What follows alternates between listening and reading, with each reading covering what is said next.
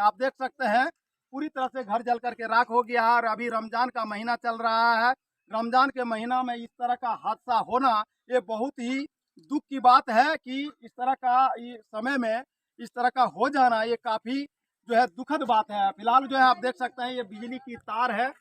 इसी तार से जो है जल करके यह घर राख हो गया है। आप देख सकते हैं पोल में ये तार झुला हुआ है। किस तरह का जो है इस करंट आया ये पता नहीं है। हम फिलहाल जो है यहाँ ग्रामीण मेरे साथ मौजूद हैं और यहाँ घर का सदस्य भी मेरे साथ मौजूद है। हम इन लोगों से बात करने की कोशिश करेंगे कि कितने रुपये की क्षति हुई है, घर में क्या क्या सामान था, क्या क्या जला है। ये क्या नाम हुआ आपका? मोहम्मद अकबर अंसारी। ये किनका घर है? ये शहजाद मियाँ का घर है। इनका बेटा लोग इसमें रहते हैं जी। बहुत तरह का सामान था इसमें जल करके राख हो गया। कैसे कैसे ये आग लग गया? बिजली तार से बिजली की तार से आग लगा। जी। तो और सारा सामान ड्राम उराम में था, बहुत तरह का सामान था। क्षतिपूर्ति बहुत तरह का हुआ है, कैसे रहेगा इसका व्यवस्था किया जाए। जी, तो लगभग अनुमानित बताएंगे कि कितने? 2-2.5 लाख का संपत्ति क्षतिपूर्ति हुआ।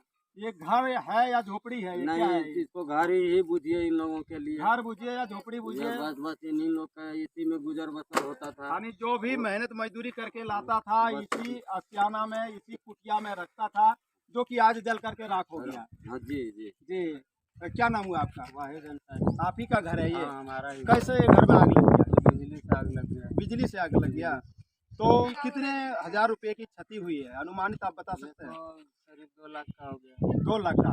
क्या क्या सामान जला? जैसे सामान कपड़ा लता जितना था, त्योहार का सारा सामान, सारे सामान जल गया। और कीमती सामान क्या क्या था? क्या का मिला हुआ था वही सब था। शादी ब्याह में जो भी मिला हुआ उपहार था सब जल करके राख हो गया। तकरीबन 2 लाख रुपए की क्षति हुई है।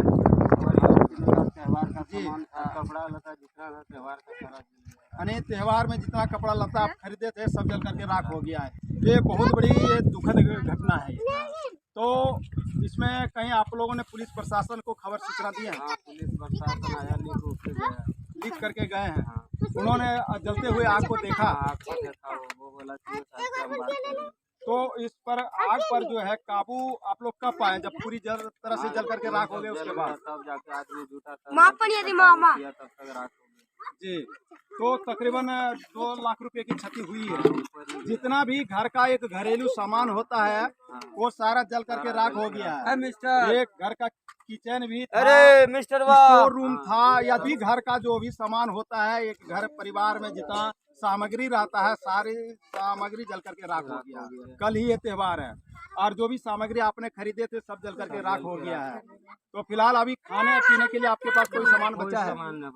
कोई सामान नहीं बचा है। अब खाने पीने का कोई स्रोत भी कुछ भी नहीं है। तो सर सब इसी में था।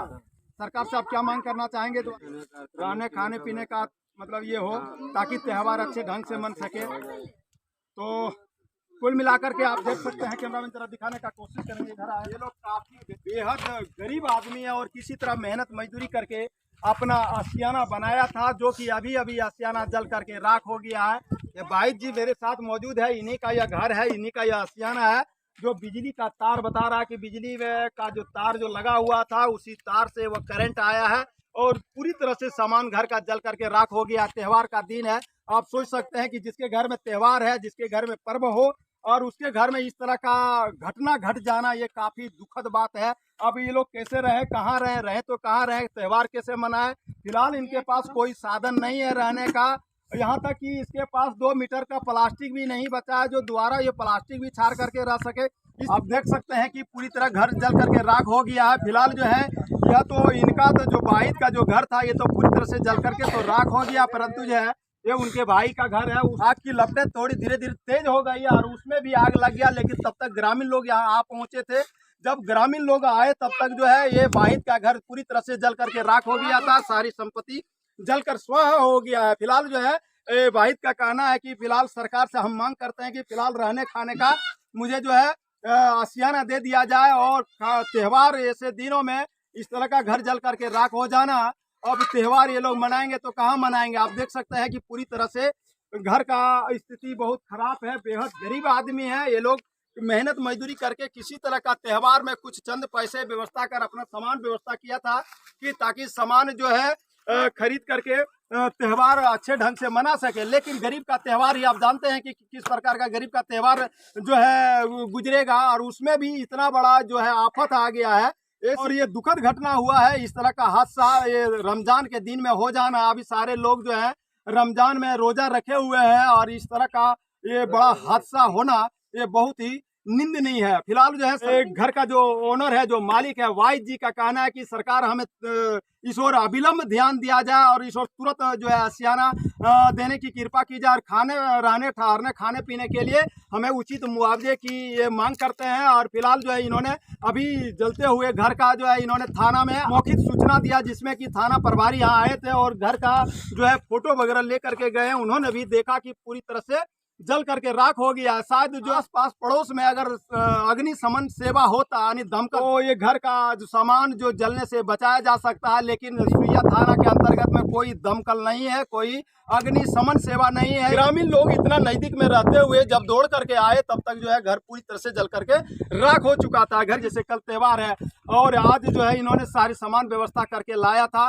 ये मेहनत मजदूरी किसी तरह करके 10 रुपया त्यौहार में हर कोई जो व्यवस्था करता है, और इस तरह का जल करके राख हो जाना बहुत ही दुखद घटना है। सरकार को भी इस ओर अविलंब ध्यान देनी चाहिए, जो इन लोगों को रहने ठहरने खाने पीने का इन लोगों को सुविधा दिया जाए। सरकार से भी मांग करते हैं कि इन लोगों को तुरंत अविलंब व्यवस्था करने की कृपा की जाए।